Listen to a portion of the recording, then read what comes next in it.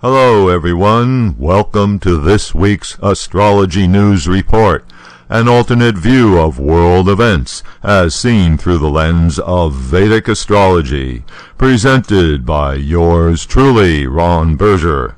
Today is March 1st, 2015.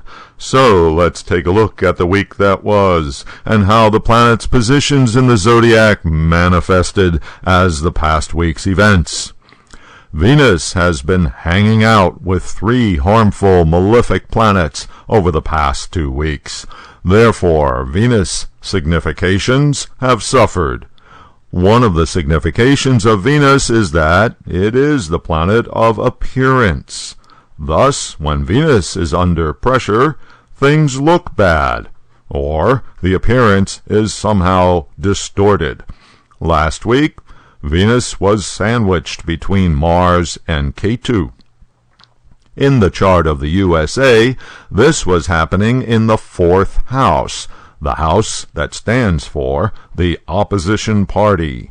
The Republicans were having a tough time of it, since Mars, the planet of action, was prompting them to do something, while simultaneously an ill-disposed Venus was making them look bad due to not being able to agree amongst themselves.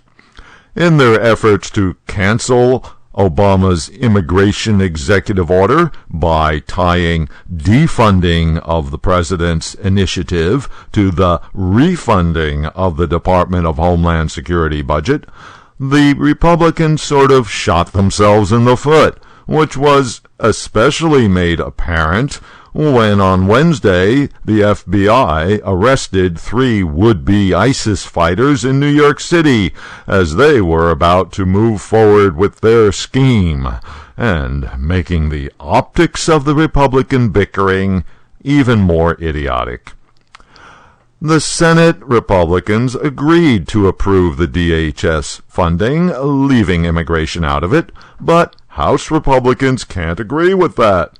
So I guess we'll have to wait until Venus is in a better situation later in March, when some sort of compromise will be more likely. Venus is the planet of art and culture. Ketu signifies the past, and Mars is the planet of destruction. ISIS published a video online showing their members smashing priceless ancient statues and biblical artifacts in the Mosul Museum, saying that the Prophet Muhammad had instructed that all idols should be destroyed. A footnote on that. Evidently the Quran says that idols which are worshipped should be destroyed. Nothing about statues that are not being worshipped. Venus has been taking it on the chin in other ways. Being the planet of the arts, Venus represents entertainers and celebrities.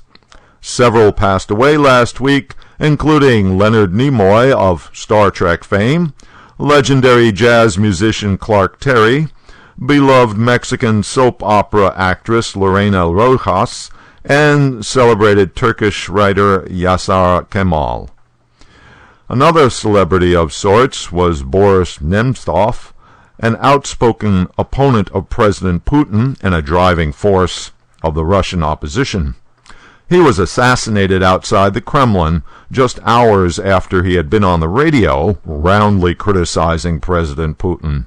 His murder sparked a major protest in Moscow.